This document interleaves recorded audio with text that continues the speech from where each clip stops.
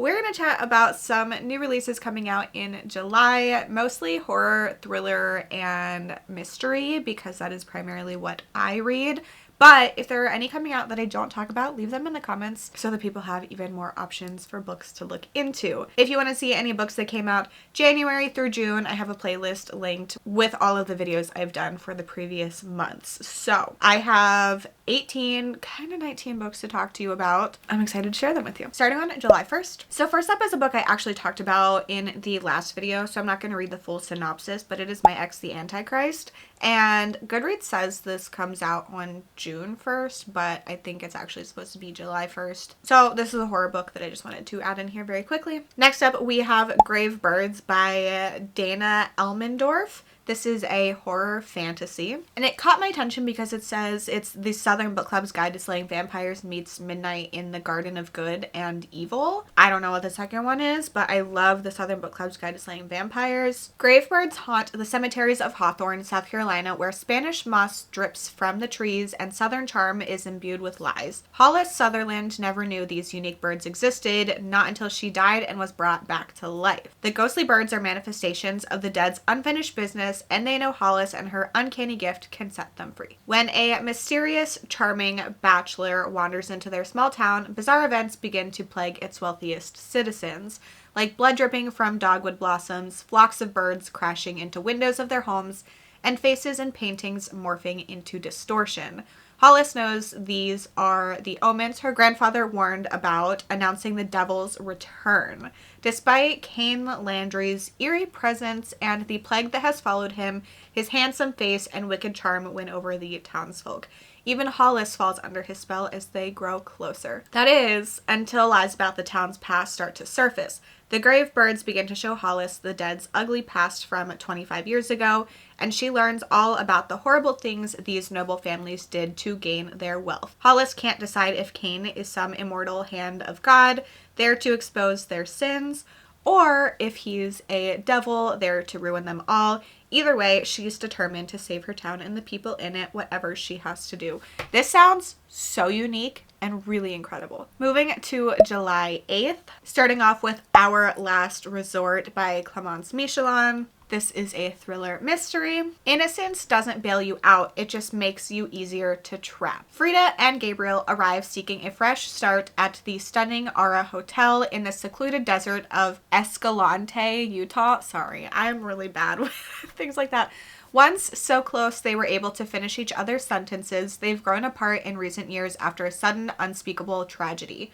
Now, at the Lux Resort, they are ready to reconnect between dips in the pool and hikes on spectacular desert trails. It all feels like paradise until the dead body of a beautiful young woman who is vacationing at the Aura with her powerful, much older husband is discovered. When the local police arrive and suspicion quickly falls on Gabriel, Frida is forced to revisit memories from their upbringing in a cloistered cult in upstate New York, their dramatic escape, and the scandal that followed. Frida's belief in Gabriel's innocence never wavered at the time, but now even she can't ignore the evidence mounting against him.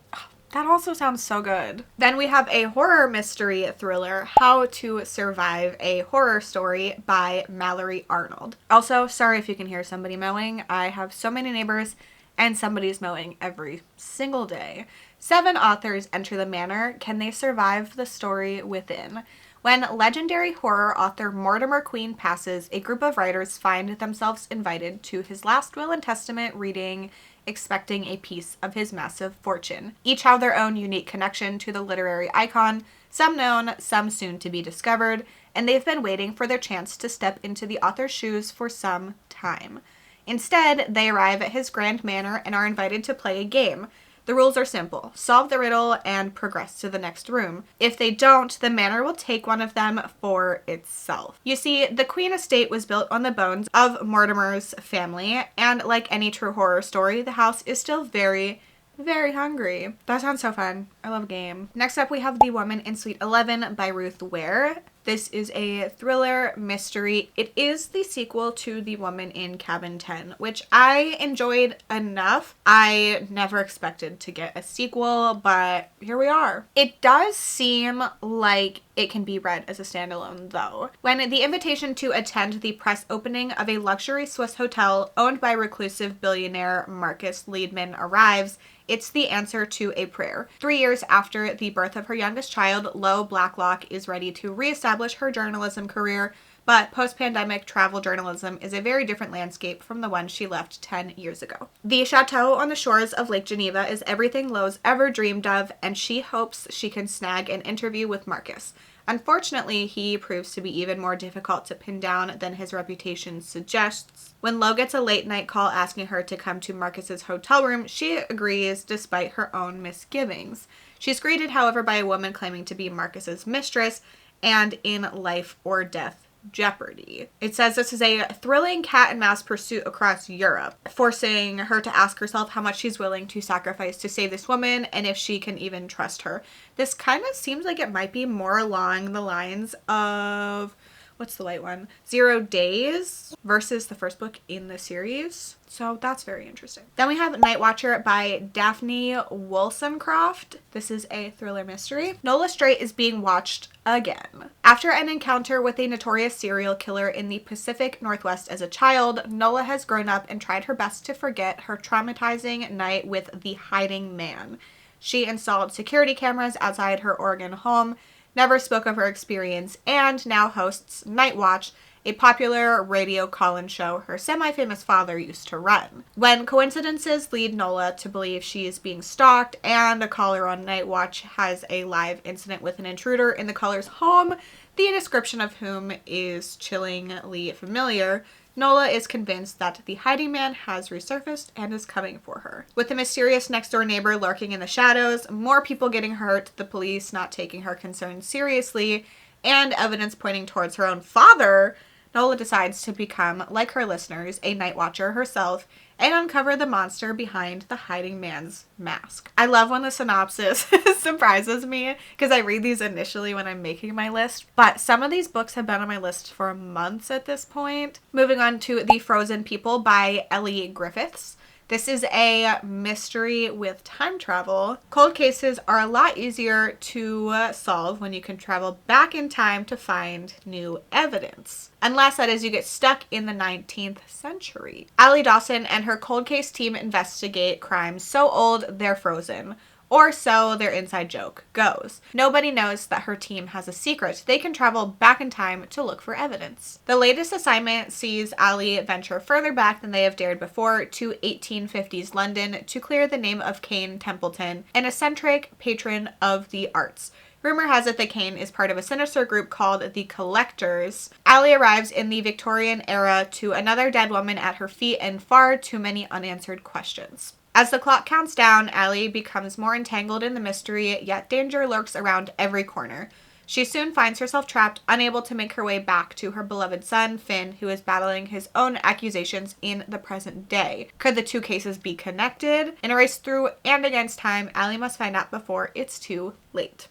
I love time travel in books. This one sounds very unique. Moving on to July 15th. First up, we have Girl in the Creek by Wendy N. Wagner. This one is a horror with mystery and sci-fi. It actually says it's cli-fi, climate fiction, cosmic horror, which is very intriguing to me. The Clackamas National Forest has always been a sanctuary for evil, human and alien. The shadows of looming trees and long abandoned mines shelter poachers and serial killers alike. Then there's the ruined hotel on the outskirts of picturesque small town Faraday, Oregon, nestled in the foothills of Mount Hood. The one drowning in mushrooms and fungus not even the local expert can identify, not to mention the stacks of missing persons cases. Freelance writer Erin Harper arrives in Faraday to find out what happened to her brother, whose disappearance in the forest has haunted her for years. But someone else has gone missing, and when Erin finds her in the creek, the girl vanishes again.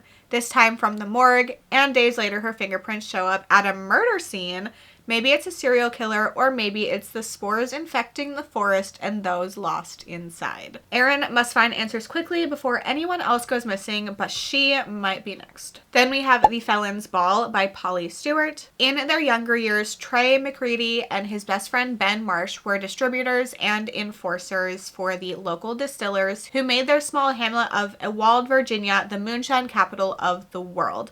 But that was years ago, and now the only tie to their criminal past is the Felens Ball, Trey's annual birthday party where they regale the crown with tales of their youthful exploits. But when Ben is found dead after Trey's 50th celebration, it's clear those connections may not be past at all. Finding Ben's body propels his much younger secret lover Natalie, Trey's daughter, the drama, to search for Ben's estranged son, Lanny, and to find the truth about his killing.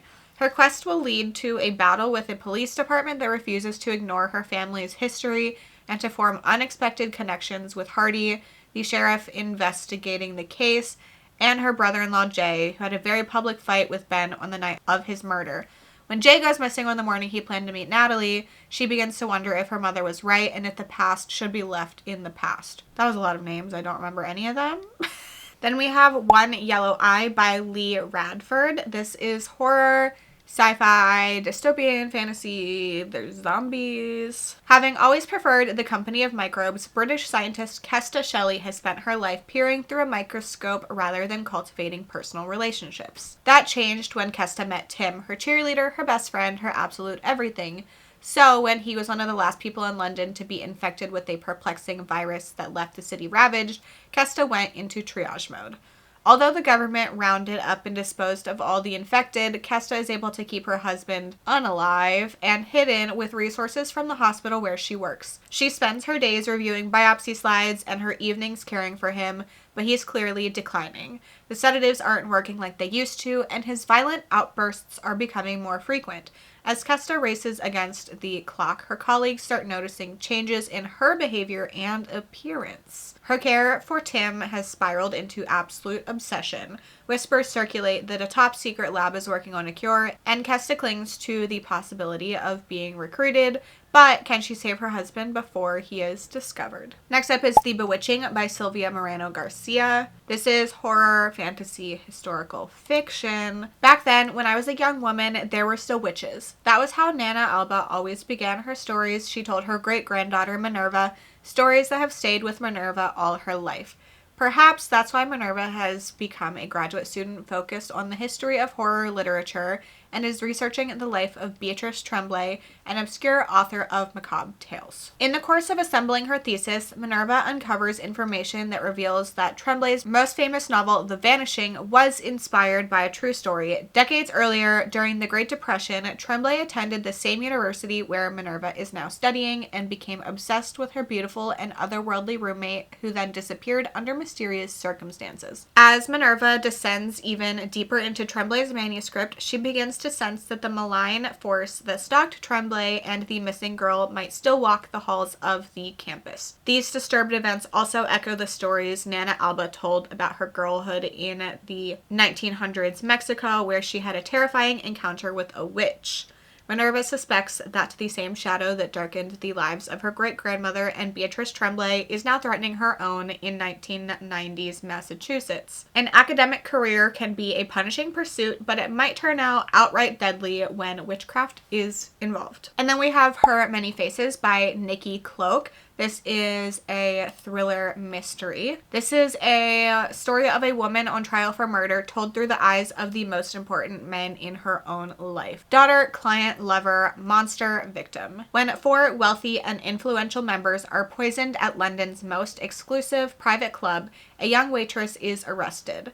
As her personal life and upbringing are picked over, her obsession with online conspiracy theories is exposed. After the murder accusation, 5 men begin to question how well they really knew her.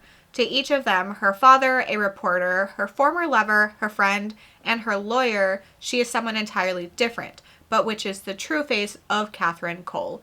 And is she a killer? The truth about who Catherine is and what exactly she has done lies somewhere between these 5 male perspectives.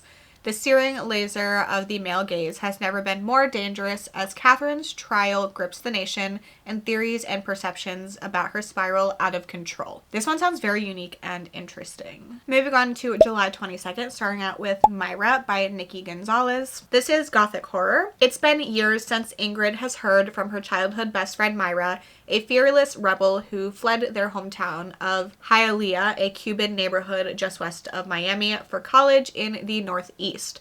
But when Myra calls out of the blue to invite Ingrid to a weekend getaway at a house in the Everglades, she impulsively accepts. From the moment Ingrid sets out for the house, danger looms. The directions are difficult, she's out of reach of cell service, and as she drives deeper into the Everglades, the wet maw of the swamp threatens to swallow her whole. But once Ingrid arrives, Myra is, in many ways, just as she remembers, with her sharp tongue and effortless, seductive beauty, still thumbing her nose at the world. Before they can fully settle into the familiar intimacy of each other's company, their reunion is spoiled by the reemergence of past disagreements and the unexpected presence of Myra's new boyfriend, Benji. The trio spent their hours eating lavish meals and exploring the labyrinthine house, which holds as much mystery and danger as the swamp itself. Indoors and on the grounds, time itself seems to expand, and Ingrid begins to lose a sense of the outside world and herself. Then we have The Library at Hellbore by Cassandra Khaw. This is horror, fantasy, dark academia. The Hellbore Technical Institute for the Gifted is the premier academy for the dangerously, the Antichrists, and the Ragnaroks,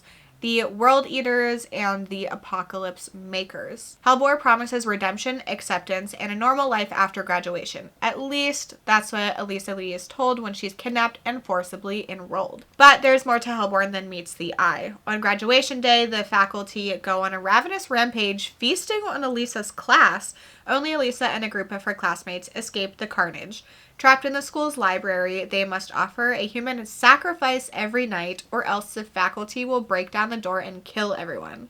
Can they band together and survive, or will the faculty eat its fill? Ink Ribbon Red by Alex Pavisi is a mystery thriller that is Knives Out meets Saltburn. Anatole invites 5 of his oldest friends to his family home in the Wiltshire countryside to celebrate his 30th birthday. At his request, they play a game of his invention, Motive, Method, Death. The rules are simple. Everyone chooses 2 players at random and imagines a scenario where one kills the other, then writes it down as a short story. Points are given for making the murders feel real, as Antonol explains to the group.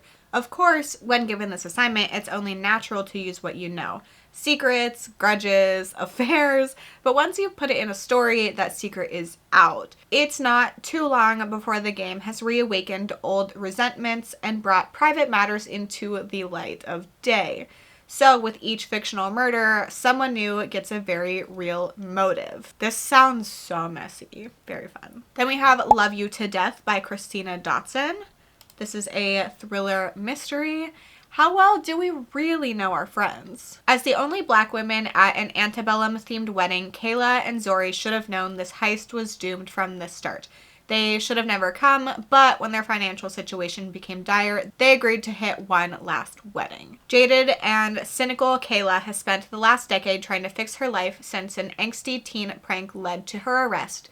Now, with her housekeeping job at a subpar hotel and her disappointing Cinderella-esque relationship with her dad and obnoxious stepsister, she hates the life she's built. Her only bright spots are her best friend, Zori, and their favorite weekend pastime of crashing weddings to steal the money and pawn the gifts. But what started as a lark has evolved into a greedy obsession, making each wedding haul riskier than the last. While trying to avoid the angry bride and groom, Kayla and Zori's getaway takes a gruesome turn, and suddenly the wedding crash killers are national news. The best friends are forced to hit the road to dodge the authorities, but their escape plan leaves behind a bloody trail of destruction from Georgia all the way to the bayou. As past grudges resurface, Kayla realizes that the best friend she thought she knew is more dangerous than she could have ever realized. Then we have Salt Bones by Jennifer Givon. This is horror, mystery, fantasy, magical realism. At the edge of the Salton Sea, in the blistering borderlands, something is out hunting. Malamar Veracruz has never left the dust-choked town of El Val. where Mal has done her best to build a good life. She's raised 2 children, worked hard, and tried to forget the painful, unexplained disappearance of her sister, Elena. When another local girl goes missing, Mal plunges into a fresh yet familiar nightmare. As a desperate Mal hunts for answers, her search becomes increasingly tangled with inscrutable visions of a horse-headed woman, a local legend who Mal feels compelled to follow. Mal's perspective is joined by the voices of her 2 daughters, all 3 of whom must work to uncover the truth about the missing girls in their community before it's too late. This has elements of Latina and indigenous culture and deals with environmental catastrophe, family secrets, and mother-daughter bonds. Then, July 29th, She Didn't See It Coming by Sherry Lapina. This is a mystery thriller. When a beloved wife and mother disappears, a luxurious condo building transforms into a potential crime scene, and the investigation begins. Can the detectives find her before it's too late? Bryden and Sam have it all. Thriving careers, a smart apartment in a luxury condominium, supportive friends, and a cherished daughter. The perfect life for the perfect couple. Then, Sam receives a call at his office. Bryden, working from home that day, has failed to collect their daughter from daycare. Arriving home with their little girl, he finds his wife's car in the underground garage. Upstairs in the apartment, her laptop is open on the table, her cell phone nearby, her keys in the usual place in the hall. Except Bryden is nowhere to be seen. It's as if she's just walked out. And lastly, we have You Belong Here by Megan Miranda. If you look at this cover, the word don't is kind of in there in the background, which I think is fun. Beckett Bowery never thought she'd return to Wyatt Valley, a picturesque college town in the Virginia mountains steeped in tradition. Her roots there were strong. Beckett's parents taught at the college, and she never even imagined studying anywhere else.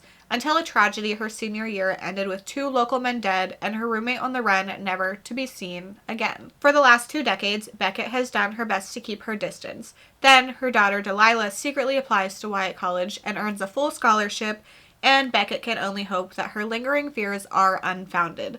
But deep down she knows that Wyatt Valley has a long memory and that the past isn't the only dangerous thing in town. So those are some books coming out in July that I personally am really excited to read. If you have any more books in mystery, thriller, horror genres, or any other genres, definitely leave them in the comments. I'd love to know what you were excited to read in July. If you've made it to the end and want to leave me an emoji to say you were here, you can leave me a book stack emoji. Just a reminder that I have a video for January through June, so you can click right here if you want to see more new releases from the year. Thank you so much for hanging out with me. I hope to see you very soon. Bye.